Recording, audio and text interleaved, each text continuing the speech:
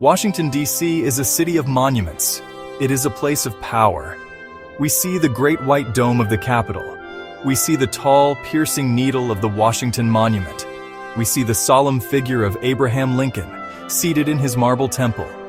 These are the symbols of a nation, familiar to school children and tourists alike. They tell a story of democracy, of freedom, of a government of the people, by the people, for the people. But this is only the story told in the light. Beneath the polished marble and the grand avenues, another story exists. It is a story whispered in the shadows, etched into the very stones of the city, a tale of secret societies, hidden symbols, and presidential mysteries they never told you about in school. This city was not built by accident. It was designed with a purpose that went far beyond mere governance. George Washington was more than a general. He was more than a president. He was a visionary.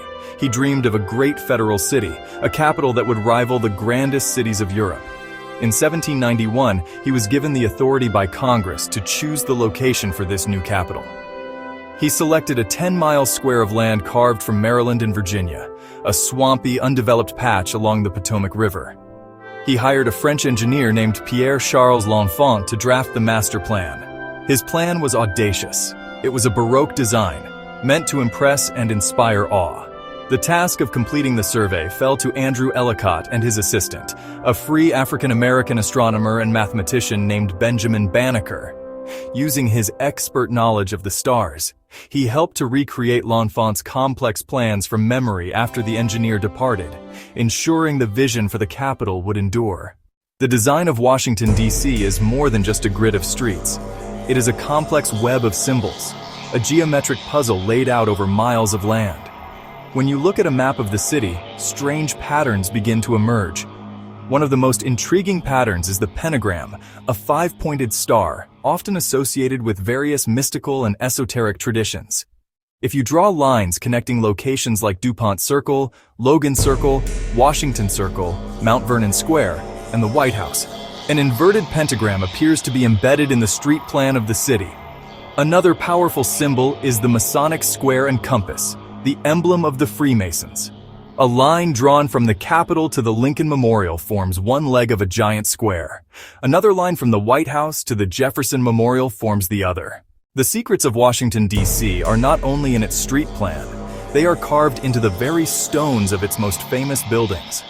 High on the walls of the Library of Congress or tucked into the corners of the National Cathedral, you will find a menagerie of strange and fascinating carvings. Consider the Washington Monument. From a distance, it is a simple, elegant obelisk, a tribute to the nation's first president. But did you know there is a single word inscribed on its aluminum capstone, a place no one on the ground can see? The words, Laus Deo, Latin for praise be to God, are engraved on the eastern face, forever catching the first light of the morning sun. Look up at its towers, and you will not only see angels and saints, you will also see gargoyles and grotesques depicting modern life. There is a carving of a crooked politician, a tourist with a camera, and most famously, a sculpture of the Star Wars villain Darth Vader, the result of a children's design competition in the 1980s. The White House is more than just an office. It is a home, and for over 2 centuries, it has been the home of some of the most powerful and enigmatic figures in world history. Abraham Lincoln, for instance, was a man haunted by grief and premonition. After the death of his beloved son, Willie, his wife Mary Todd Lincoln held seances in the White House, desperately trying to contact the spirit of her lost child. Decades later, Woodrow Wilson suffered a debilitating stroke in 1919. The true extent of his illness was hidden from the American public, and even from his own cabinet. For months, his wife, Edith Wilson, secretly ran the executive branch of government. She became, in effect, the nation's first female president, a secret steward of power during a critical period after World War I. Abraham Lincoln is perhaps the most revered of all American presidents, but the Lincoln of popular memory is actually a simplified version of a far more complex and troubled man. He was a leader who struggled profoundly with depression, a condition he and his friends referred to as his melancholy. His entire life was marked by loss. He lost his mother as a boy, his sister as a young man, and 2 of his 4 sons. This grief followed him into the White House, a place that became a house of mourning after his son Willie died of typhoid fever in 1862. The Civil War was not just a political crisis for Lincoln, it was a daily personal agony. He was the commander-in-chief of a war that was killing hundreds of thousands of American boys. He would walk the halls of the White House late at night, unable to sleep, burdened by the weight of the casualty lists that arrived each day. For every story of heroism and sacrifice in American political history, there is a story of corruption, ambition, and scandal. Washington, D.C. has always been a city where power and money intersect, and that intersection has often led to spectacular abuses. One of the earliest and most dramatic scandals was the Petticoat Affair during the administration of Andrew Jackson. This social dispute escalated into a full-blown political crisis. It paralyzed Jackson's government and led to the resignation of his entire cabinet.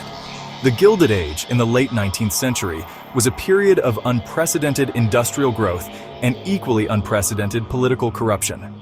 The Credit Mobilier scandal of the 1870s was one of the most infamous.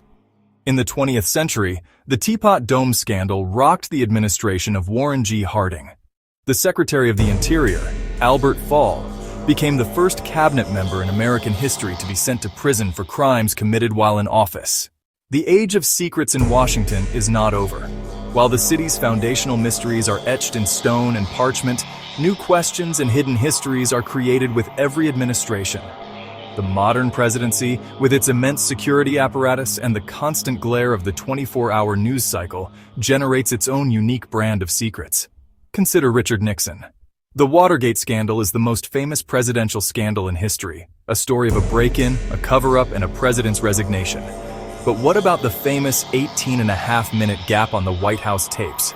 To this day, no one knows for certain what was said in that erased conversation between Nixon and his chief of staff, H.R. Haldeman.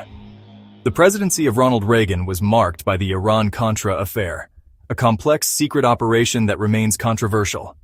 From Bill Clinton's impeachment to the debates over surveillance and executive power in the administrations of George W. Bush and Barack Obama, the tension between national security and public transparency is a constant theme. The story of Washington, D.C. is the story of America itself. It is a city of magnificent ideals and deep contradictions. It is a place built on a foundation of liberty that was, for much of its history, a segregated southern town. The symbols carved in its stones and the patterns laid in its streets are more than just historical oddities. They are reminders. They encoded their hopes and fears into the very landscape of their capital, creating a city that was meant to be read as much as it was meant to be lived in. It is a puzzle left for us to solve, a conversation across the centuries. This journey into the hidden corners of the capital does not end here. It is an invitation. It is a call to look at the world around you with new eyes. Every town, every city, every state in this vast country has its own hidden history. To seek out these stories is to connect with the past in a deeper, more meaningful way. It is to understand where we came from and to better navigate where we are going. The Secrets of Washington, D.C. are a powerful place to start. They teach us that history is alive, that the past is never truly past, and that the great American experiment is still unfolding, filled with mysteries yet to be discovered. Go out and find them. The stories are waiting for you. They are the true inheritance of every American, hidden in plain sight, scattered all across this great and complicated land.